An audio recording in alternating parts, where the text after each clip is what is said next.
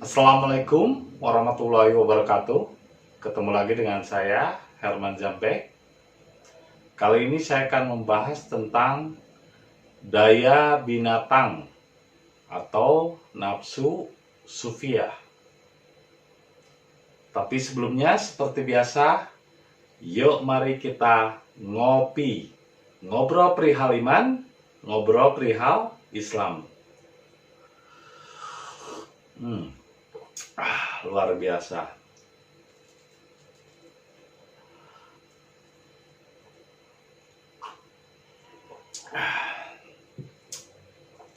Kenapa saya selalu intro dengan kopi dan rokok? Ini menunjukkan bahwa untuk memahami apa yang saya sampaikan harus dinikmati dengan tenang, rileks, dan santai. Jangan memakai nafsu dan jangan terlalu berambisi ingin cepat tahu. Karena ini adalah suatu pemahaman yang levelnya berbeda dengan level pada umumnya. Ini adalah ranah hakikat. Jadi bukan lagi ranah di syariat. Meskipun penyampaian ini melalui syariat, tapi yang ditunjukinya adalah hakikat. Jadi jelas pasti akan berbeda dengan apa yang Anda pahami sebelumnya. Bahkan mungkin saja ini suatu hal yang baru yang belum dipahami oleh orang pada umumnya. Seperti pengenalan daya-daya rendah di dalam diri kita. Jadi ada 4 daya rendah. Itu disebut hawa. Hawahu, nafsu, hawa. Jadi hawa itu bukan wujud perempuan. Adam adalah jiwa, Hawa adalah hawahu, nafsu, peserta hidup. Makanya Hawa disebut istrinya Adam. Adam itu jiwa, ruhani. Hawa itu pesertanya. Ada 4 peserta daya rendah, yaitu amarah, lawamah, sufiyah, dan mutmainah. Jadi ada 4 peserta Adam, istrinya, yaitu istri amarah, lawamah, sufiyah, mutmainah. Benda, tumbuhan, hewan, dan jasmani. Ini yang dikatakan di dalam Islam wajib memiliki 4 istri. Jadi bukan istri di situ bukan wujud, tapi nafsu, peserta hidup. Kita harus memiliki daya benda, tumbuhan, hewan, dan jasmani. Karena ini satu kesatuan. Manusia itu adalah miniatur alam semesta. Jadi ketika kalian mencela orang lain, itu sama dengan kembali lagi ke dirinya, mencela dirinya sendiri. Ketika kelakuan kalian rusak, maka rusak pula alam yang ada di sekitarnya. Makanya kenapa terjadinya wabah, penyakit, bencana? Ini terjadinya kerusakan alam akibat dari kerusakan mental manusianya. Jadi 90% istilahnya mentalnya udah rusak. Sehingga alam pun rusak. Karena manusia itu khalifah. Manusia itu pengganti Allah. Manusia itu miniatur semesta. Jika rusak perilaku manusia, maka rusak pula alam. Nah ini makanya perlu kita memahami dasar-dasar dari 4 daya rendah yang ada di dalam diri kita. Yang meliputi kita dan yang mengikuti kita kemanapun kita pergi. Nah ini yang disebut dengan sifat. Dat, sifat, asma, af'al. Nah ini sifat-sifat ini yang melekat. Kalau kembali ke dat, maka dikembalikan lagi sifatnya akan lebih baik. Dat, sifat, asma, af'al. Asmanya juga akan lebih baik, af'alnya juga akan lebih baik. Nah kalau yang ini, seperti iblis, malaikat, setan, dan sebagainya, sebetulnya bukan wujud. Itu adalah sifat-sifat asma-asma di dalam diri kita sendiri. Hati adalah malaikat, hati nurani, makanya disebut Tuhan tuntunan hati nurani. Jinnya pikiran, janaya junu, tersembunyi yang tidak terlihat, tidak nampak, makhluk halus, ini yang gaib, pikiran. Ini arsi. Makanya kan kenapa katanya jin jin Ifrit ketika Nabi Muhammad Mi'raj, jin Ifrit selalu ngikutin karena di sini arsi. Jin Ifrit itu di sini di pikiran. Nah, sedangkan iblisnya adalah nafsu, iblis setan.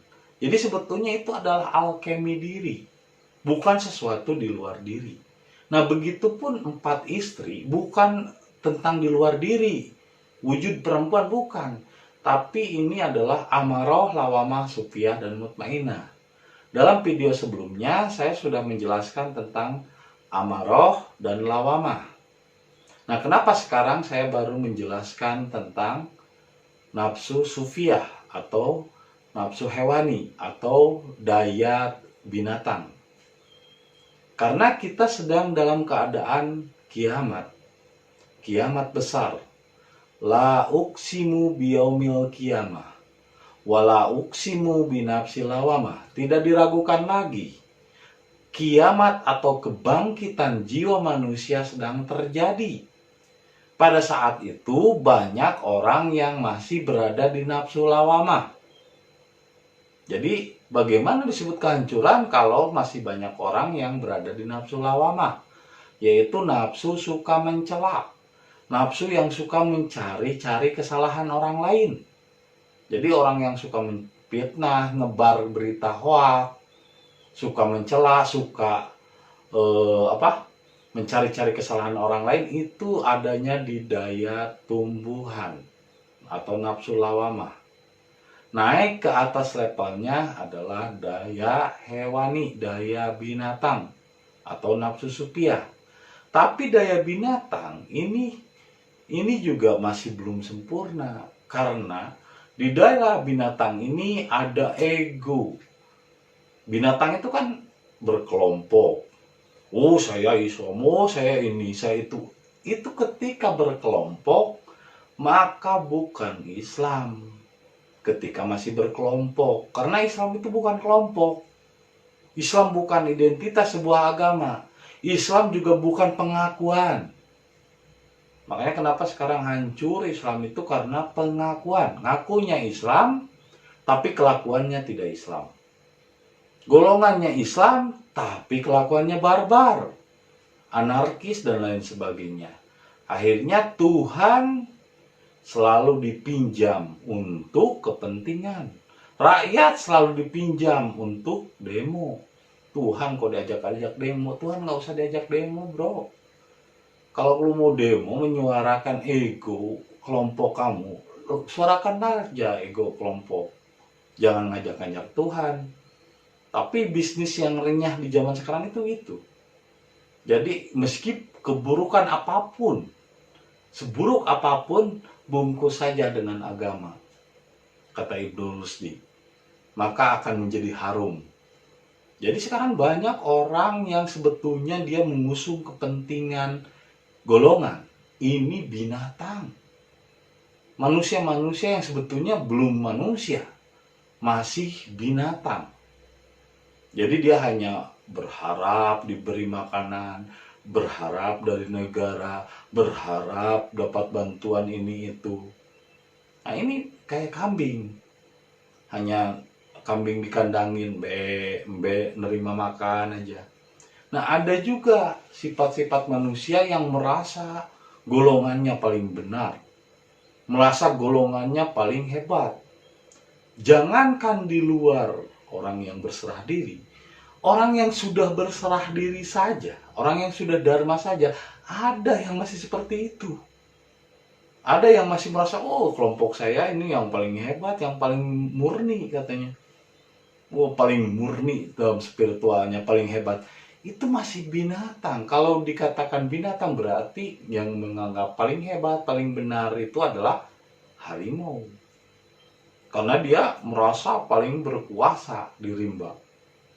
Ini tidak akan pernah akur dengan monyet misalnya. Nah, monyet apa? Monyet itu meskipun cerdas, dia pinter loncat-loncat dari satu pohon ke pohon lain. Kalau kita ngejar monyet, nangkep monyet, dengan cara seperti itu, sampai kapanpun kita tidak akan pernah dapat. Tapi ternyata ada kelemahan monyet, seperti di Afrika atau di suku Aztec, yaitu mereka pakai kendi. Kendi-kendi yang mulut kendinya itu hanya cuman untuk masuk tangannya aja. Di dalam kendinya dimasukin kacang-kacang atau buah-buahan. Nah, lalu leher kendinya diikat oleh tambang ke batu. Itu sampai ditanam ke pasir-pasir atau ke tanah, disimpan beberapa kendi, ada 5, ada 6. Nah, 6 kendi, 6 juga dapat monyetnya. Karena ternyata monyet itu ketika turun mencari makanan, yang dicari itu intinya makanan. Makanya banyak yang ya itulah, ulama-ulama atau mustan-mustan Ngarabiah yang sebetulnya nyari makanan sih, bukan tentang ketuhanan. Nyari makan, makanya kenapa mereka berantem itu berebut telapak, berebut kepentingan. Ini yang paling benar, itu yang paling benar. Kalau kita nggak punya kepentingan, silahkanlah. Saya sih, kalau saya dianggap salah juga nggak apa-apa, terserah Anda. Saya nggak ada kepentingan, diakui silahkan, dipahami silahkan, dicela silahkan. Bagi saya bebas, karena saya sendiri di sini tidak sedang berdakwah, tapi sedang berak, sedang mengeluarkan apa yang pernah saya kunyah dan apa yang pernah saya rasakan dan apa yang pernah saya saksikan. Ini dalam kejiwaan saja, dalam spiritual saja. Orang yang sudah berserah diri saja belum tentu jadi manusia. Makanya butuh perjuangan dan butuh keberuntungan. Karena Tuhan juga yang memberikan. Ketika kita ego seperti monyet yang memasukkan tangannya ke dalam kendi, terus ketika dikeluarkan dia tidak mau melepas makanannya itu, akhirnya terjebak tangannya. Karena kan kalau masuk dalam kendi kecil, botolnya dia hanya masuk tangan, ketika keluar dia mengepal, tidak mau melepas apa yang sudah diyakininya, maka itu seperti monyet. Jadi spiritual, kalau Anda yakin satu-satunya jalan kepada Tuhan itu dengan berserah diri, dengan melatih jiwa, tinggalkan semua praktek agama. Tinggalkan semua praktek-praktek zaman dahulu. Ibaratnya kita sudah naik pesawat jet, ngapain juga pakai ontak, ngapain juga pakai keledai, ngapain juga pakai gerobak. Namun ketika kita sudah nyampe pada spiritual, tapi belum mau melepas kemelekatan dengan kebiasaan dalam bersyariat agama, bukan syariat sebetulnya, itu lebih ke tradisi, maka itu seperti monyet yang tidak mau melepas makanannya, yang tidak mau melepas kemelekatan doktrinnya. Seperti ketika saya menjelaskan tentang Adam dan Hawa, bukan sosok. Adam itu rohani, Hawa itu jasmani. Tapi ternyata masih banyak orang yang melekat doktrin dan dogma yang berpikir bahwa itu sosok. Padahal Al-Quran itu bahasa rasa, bahasa sifat, bukan bahasa wujud, bukan bahasa pikiran. Pikiran ini selalu ke wujud. Adam wujud, Nabi Hawa wujud, perempuan. Bukan bro. Adam itu adalah jiwa, khalifah. Hawa itu adalah hawahu, nafsu. Peserta hidup, salah satunya adalah nafsu amar, salah satunya yaitu nafsu sufia, nafsu hewani, yang ego merasa benar, dan seperti monyet yang tidak mau melepas doktrin, tidak mau melepas dogma yang sudah diyakini. Ilmu itu seperti makanan, bukan jadi tujuan hidup, hanya dimakan ketika butuh. Dan mungkin saja kenapa saya katakan jangan terlalu meyakini sebuah ilmu. Apa yang Anda pahami saat ini bisa jadi adalah kesalahan yang belum terpahami di masa depan. Jadi ketika ilmu itu berkembang, ketika di masa depan, oh ternyata salah apa yang saya yakini dulu. Contohnya dulu orang-orang Spanyol menganggap bumi itu datar, flat earth. Tapi ketika datang ke Harudin Barbarossa membawa satu pemahaman baru bahwa bumi itu bulat seperti bola, ternyata hanya Columbus yang menerima saat itu di Spanyol. Sampai dia berlayar ke Karibia. Makanya ada film Pirates of Caribbean Amerika. Yang jadi Jack Sparrow itu adalah Columbus. Jadi ilmu itu berkembang. Apa yang udah Anda pahami dulu, mungkin saja itu adalah kesalahan. Seperti contohnya ini hanya sebuah lelucon. Tiba-tiba itu Presiden Korea, katanya, kata Presiden Korea si apa namanya, Presiden Korea itu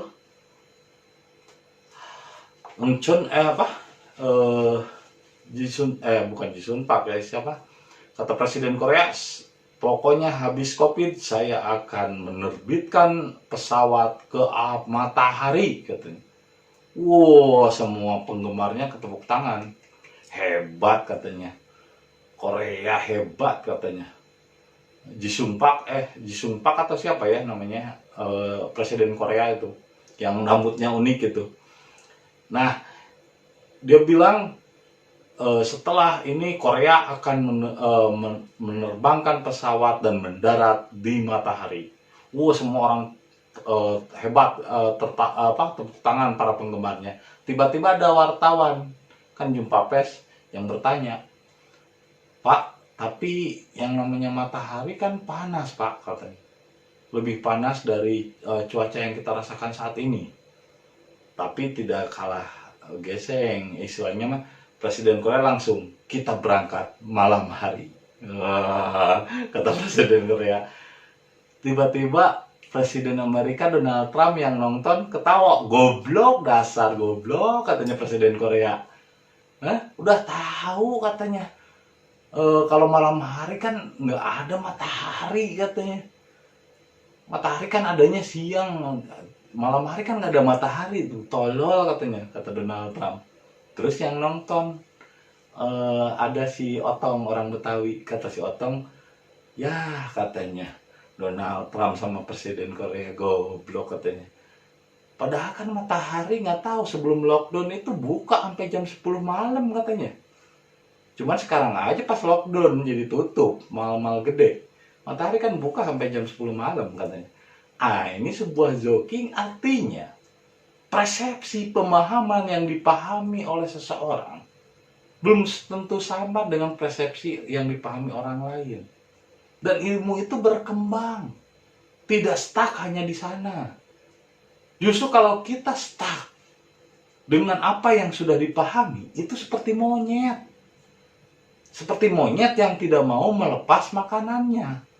Jadi meyakini ideologi dengan kekeh itu seperti monyet yang tidak mau melepas makanan. Jadi kalau ada orang yang, Islam tuh begini-begini, kita tinggalkan. Karena berarti bukan manusia. Kita sedang mengobrol dengan monyet. Bukan dengan manusia. Wujudnya saja manusia, tapi karakter dan sifatnya monyet. Makanya saya nggak pernah mau berdebat dengan orang yang merasa dirinya benar, menurut keilmuannya begini-begini nih. Ya udah, saya blokir pasti kalau di Facebook juga. Kalau nggak diblokir, saya nggak kenal lagi. Karena orang seperti itu bukan manusia, tapi monyet yang tidak mau melepas makanannya. Manusia yang tidak mau melepas ideologi dan pemahaman menurut keyakinan yang dipahami, itu seperti monyet. Padahal ilmu itu berkembang. Seperti matahari. Matahari secara umum dikatakan terbit dari timur. Kenapa katanya matahari terbit dari timur? Iya, tiap hari juga matahari terbit dari timur, katanya. Itu kan orang awam, yang low educating, yang low pendidikan. Hanya melihat fakta yang dilihat dari skup kecil, dari otak yang kecil. Tidak dilihat dari sains.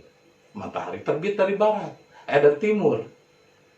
Nah, ternyata dalam sains, dalam ilmu yang sudah berkembang, ada pesawat orang Alek yang udah keluar, matahari itu nggak pernah terbit, bro. Nggak pernah kemana-mana. Karena matahari itu diam. Justru yang berputar itu adalah bumi mengelilingi matahari dalam porosnya. Sehingga kenapa ada siang dan malam? Justru karena bumilah yang berputar, bumilah yang terbit, bukan matahari yang terbit. Matahari nggak pernah terbit, nggak pernah terbit dari timur ataupun barat. Matahari dia berputar di tempatnya. Dan gravitasi bumi karena adanya gravitasi matahari. Jadi bumi sendiri tidak punya gravitasi. Adanya gravitasi bumi itu karena matahari. Jadi bumi tidak punya gravitasi. Rumus gravitasi itu adalah rumus skala perputaran matahari diam di tempat. Karena yang menimbulkan bola air yang berputar sangat kencang menghasilkan hidrogen dan api berputar sangat kencang itu menghasilkan yang disebut gravitasi. Jadi gravitasi bumi ada karena gravitasi matahari. Bumi tidak punya gravitasi itu sendiri. Nah, jadi yang terbit itu justru matahari, buminya, bukan matahari. Matahari nggak pernah terbit. Berarti kan ilmu berkembang. Dulu bumi datar, terus ketika Islam datang, Nabi Muhammad menjelaskan lewat Mi'rajnya, dikatakan bumi bulat. Berubahlah orang-orang Eropa pun mengakui, dan sekarang anak-anak SD di Eropa pun udah tahu bahwa bumi itu bulat. Nah, terus berkembang lagi bahwa matahari tidak terbit dari timur, tapi bumilah yang berputar mengelilingi matahari. Nah, ini jelas ilmu itu berkembang. Jadi kalau kita stuck dengan apa yang kita yakini dan pahami, benar adanya, menurut kita benar ini yang kita pahami, itu sama kayak monyet, bro. Jadi belum manusia, belum bisa melepas idealisme, belum bisa melepas keyakinan yang menurut pemahaman lu itu benar, belum tentu benar, karena ilmu itu berkembang. Dan Anda jangan memandang sebelah mata. Cobalah mata itu dua-duanya dipakai untuk memandang. Karena kenapa kita diberi dua mata? Agar kita memandang dua mata, bukan memandang sebelah mata. Mentang-mentang kita udah yakin ini yang paling benar, akhirnya kita memandang sebelah mata terhadap keyakinan orang lain. Seperti Donald Trump yang menghina keyakinan Presiden Korea, dan begitupun si Otong yang akhirnya menertawakan Presiden Amerika dan Presiden Korea. Jadi artinya orang yang sering memandang sebelah mata kepada keyakinan orang lain yang tidak dipahami oleh dirinya, itu sama seperti Dajjal, dan itu adalah binatang. Nah, ini banyak model-model manusia kerak seperti itu di Indonesia. Makanya di Indonesia itu paling banyak siluman ular dan siluman kerak. Hanoman, siluman ular yang kayak Medusa. Itu kan ular itu berlidah dua, berbisa, dan otaknya cerdik, tapi cerdiknya kepada kejahatan dan memangsa. Puasanya pun puasa ular. Puasa ganti kulit cuman pas bulan puasa aja, setelah itu sifatnya kembali lagi ke semula. Senang memangsa dan berlidah dua, beracun dan suka menyerang. Nah, ini sifat-sifat seperti ini masih banyak, sifat ular, sifat kera. Nah, ada lagi satu yang Highlander, merasa inferior, merasa tinggi, merasa paling hebat. Itu berarti sifat harimau. Ini tak terkecuali, meskipun dia sudah melakukan dharma, melakukan berserah diri, sudah tahu, tapi kalau dia belum sadar ada sifat-sifat binatang di dalam dirinya, tidak mau bergaul dengan monyet, padahal berarti dirinya sendiri masih harimau. Karena harimau dengan monyet tidak akur, pasti sering berantem. Namanya harimau dengan monyet kan beda habitat, tapi ini masih di habitat binatang.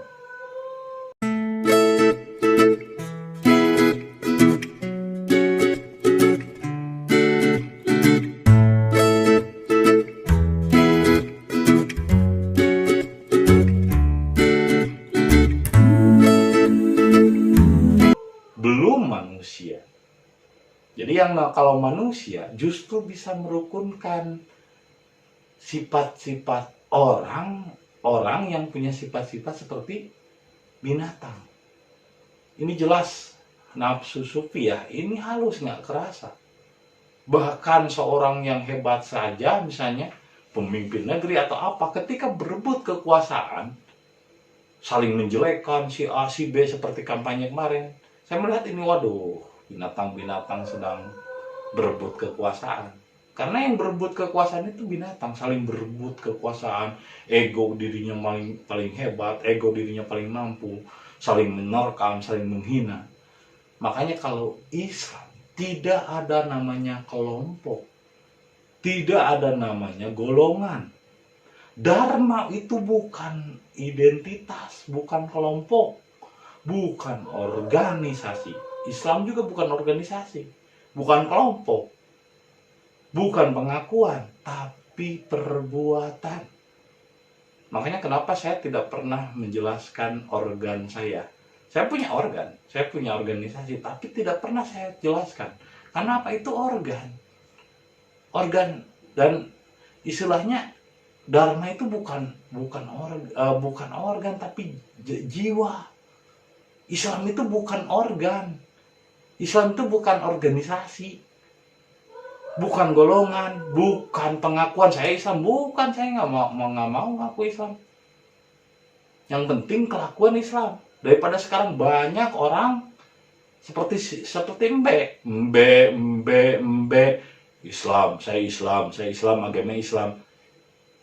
Ya tapi kelakuannya masih mbe.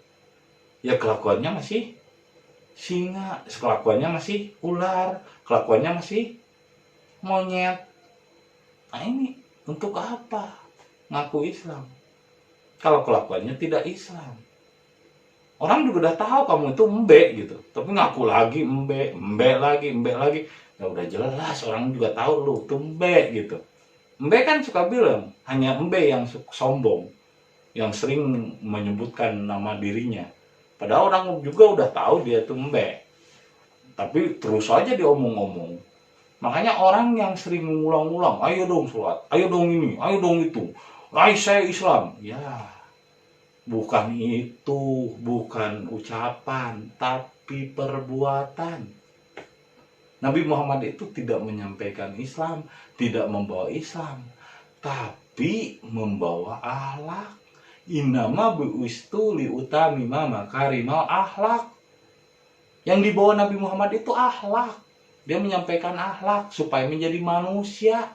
Nah ini di daya keempat, nafsu jasmani manusia. Itu luar biasa, tapi kenyataannya lebih banyak binatang daripada manusia. Sedangkan Islam hanya untuk manusia, tidak untuk binatang. Meskipun ngakunya Islam, tapi kalau kelakuannya masih binatang, maka belum Islam. Karena Islam hanya untuk manusia. Catat itu. Hei orang-orang yang beriman, hei manusia, bukan untuk binatang. Iman sih iman, tapi jangan berarti iman kepada sesuatu yang seperti monyet.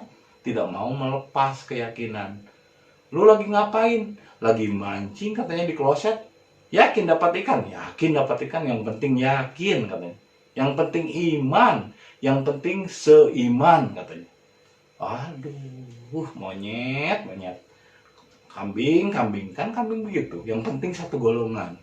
Yang penting satu habitat. Yang penting satu komunitas. Ini seperti kambing. Kalaupun baik, dia kebaiknya pun satu golongan saja. Satu ikhwan saja, satu muslim, satu iman. Padahal itu monyet, binatang, kambing. Karena apa? Berkelompok.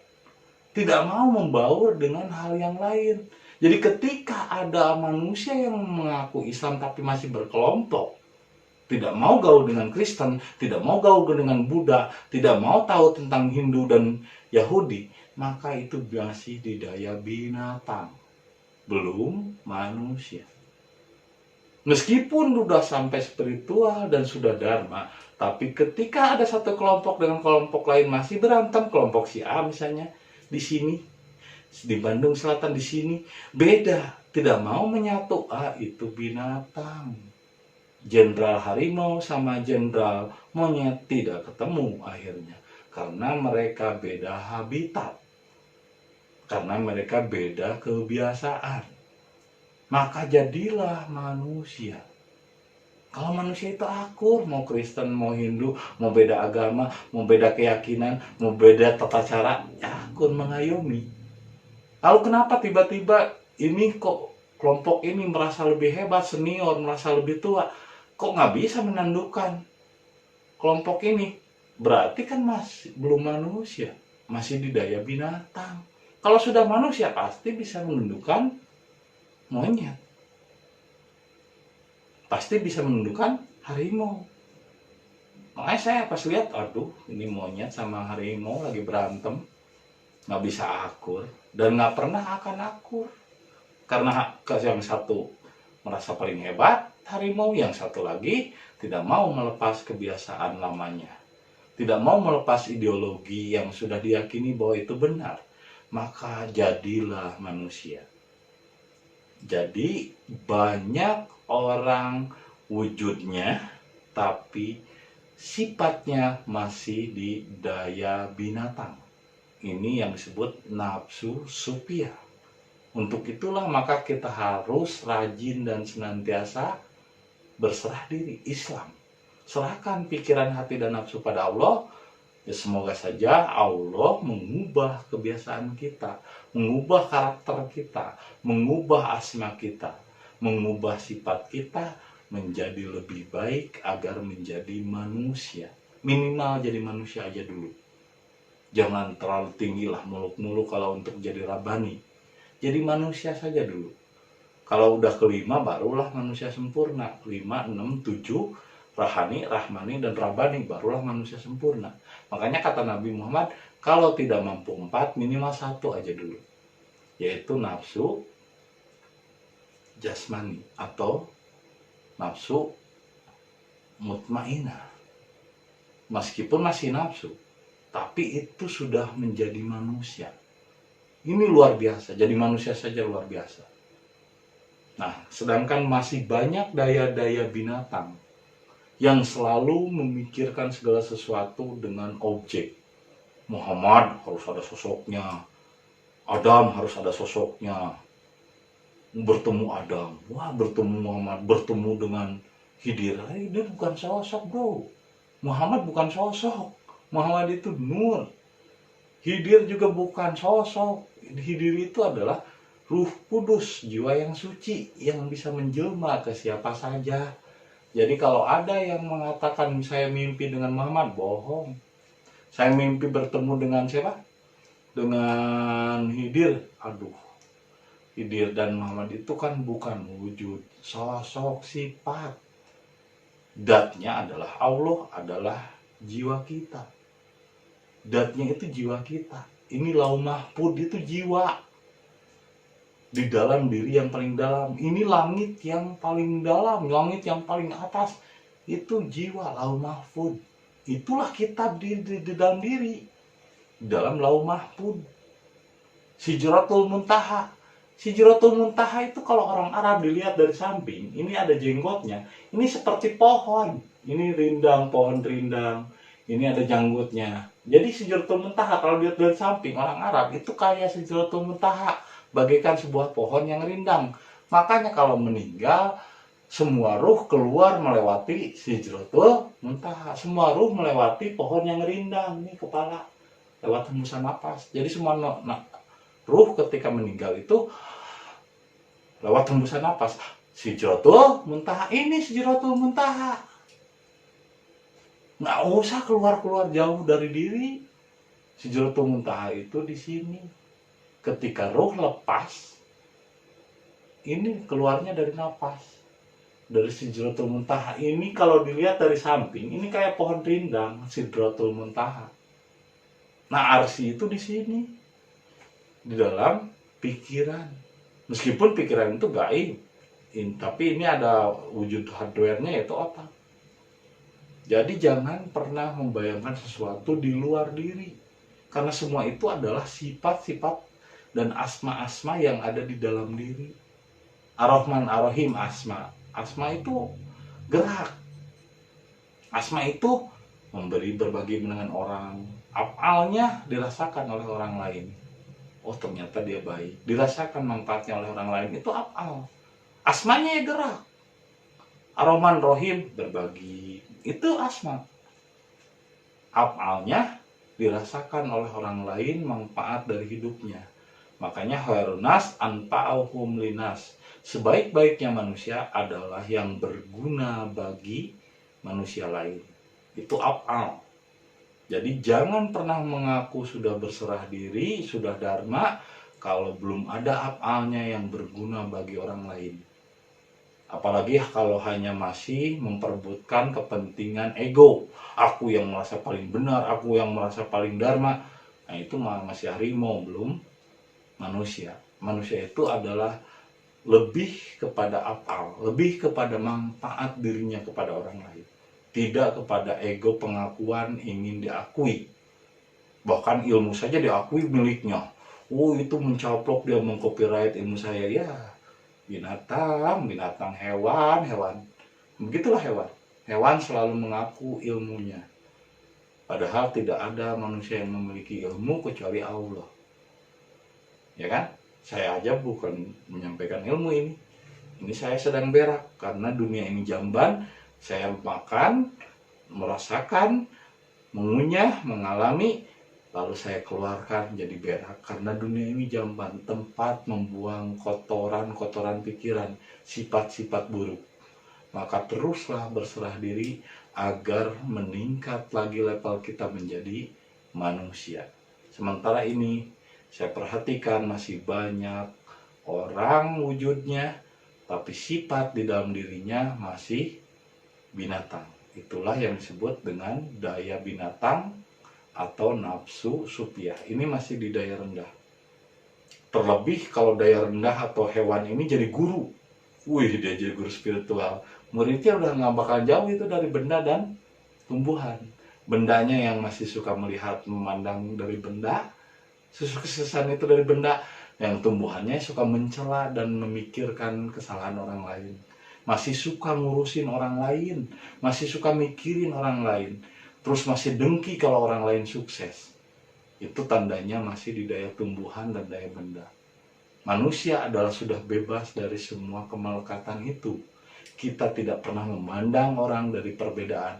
Sekalipun dia masih binatang, kita tetap menghargainya. Karena binatang pun punya hak untuk hidup di alam semesta ini. Ular pun punya hak untuk hidup di alam semesta ini. Harimau pun punya hak untuk hidup di alam semesta ini. Monyet pun punya hak untuk hidup di alam semesta ini. Tapi janganlah kalian menjadi harimau, monyet, embe, ular, dan sebangsa jenis binatang. Jadilah manusia. Belajarlah untuk menjadi manusia. Jangan belajar untuk jadi Tuhan. Karena kalau kita belajar jadi manusia, kita akan tetap memandang sebagai manusia. Terima kasih atas kesetiaannya menonton video saya. Semoga semua makhluk di alam semesta ini berbahagia dan kita semua bahagia. Salam sejahtera buat kita semua. Salam rahayu. Sampurasun.